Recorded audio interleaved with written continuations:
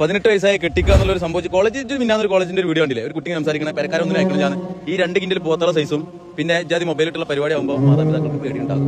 പിന്നെ ഈ പഠിക്കുന്ന കുട്ടികളാണ്, നല്ല രീതിയിൽ പോണ ആളാണ് എന്നുണ്ടെങ്കിൽ എന്തായാലും പേരൻസ് പഠിപ്പിക്കും.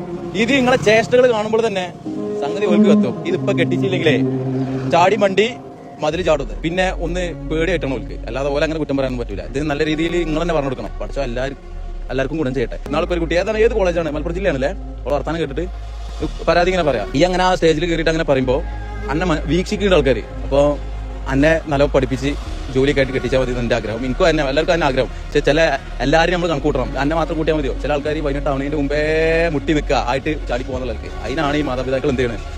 ചിന്തിച്ചാൽ മതി, അത്ര തന്നെ. 2 കിൻഡൽ പോത്തുകളുടെ സൈസിലെങ്കിലും ഇയാളുടെ വീട്ടുകാർ ഇയാൾ 18 കഴിഞ്ഞ ഉടനെ ചാടി പോകുമെന്ന് കരുതി ഇയാൾക്ക് ഇഷ്ടമല്ലെങ്കിലും ഇയാൾ അപ്പോൾ തന്നെ കെട്ടിക്കാൻ തീരുമാനിച്ചിരുന്നെങ്കിൽ ഇയാൾക്ക് എങ്ങനെ ഉണ്ടാകുമായിരുന്നു? പക്ഷെ അങ്ങനെ ചിന്തിക്കാൻ 2 കിൻഡൽ പോത്തുകളുടെ തലച്ചോറ് പ്രവർത്തിക്കുന്ന അത്രയെങ്കിലും തലച്ചോറ് പ്രവർത്തിക്കണം. പെൺകുട്ടികൾ എന്നല്ല, ഇനി ആർക്കാണെങ്കിലും അവർക്ക് ഇഷ്ടമല്ലെങ്കിൽ അവരെ നിർബന്ധിച്ച് മാനിപ്പുലേറ്റ് ചെയ്ത് കെട്ടിപ്പിക്കരുത്. അത് തെറ്റാണ് എന്ന് ചിന്തിക്കാനുള്ള കോമൺ സെൻസോ ഇല്ല. പക്ഷെ അതിനെ ഇങ്ങനെ ഒരു മാസ് സംഭവമായി പറയുന്ന ആ ഒരു കോൺഫിഡൻസ്, അതിനെ നമ്മൾ അഭിനന്ദിക്കണം. എത്രയോ പേരൻസ് ഒരു ബാധ്യത പോലെ അല്ലെങ്കിൽ നാട്ടുകാർ എന്ത് പറയുമെന്ന് കരുതി കല്യാണം കഴിക്കാൻ ഒരു താല്പര്യവും ഇല്ലാതെ നിൽക്കുന്ന പെൺകുട്ടികളെ പിടിച്ച് കെട്ടിച്ചു വിടുന്നുണ്ട്. അതിൽ മിക്കവരുടെയും ജീവിതം പിന്നെ അടുക്കളയിൽ തീരും. പക്ഷെ ഇങ്ങേരെ പോലുള്ളവർക്ക് അതൊക്കെ പെൺകുട്ടികളുടെ നല്ലതിന് വേണ്ടി ചെയ്യുന്നതാണ്. അവരങ്ങ് ചാടിപ്പോയാലോ? പെൺകുട്ടികളുടെ ചാട്ടം മാത്രമേ ഇയാളെ പോലുള്ളവർ നോക്കൂ എന്ന് തോന്നുന്നു. അതെന്താ ആൺകുട്ടികളുടെ ചാട്ടത്തിൽ അത്ര ഇൻട്രസ്റ്റ് കാണിക്കാത്തത്?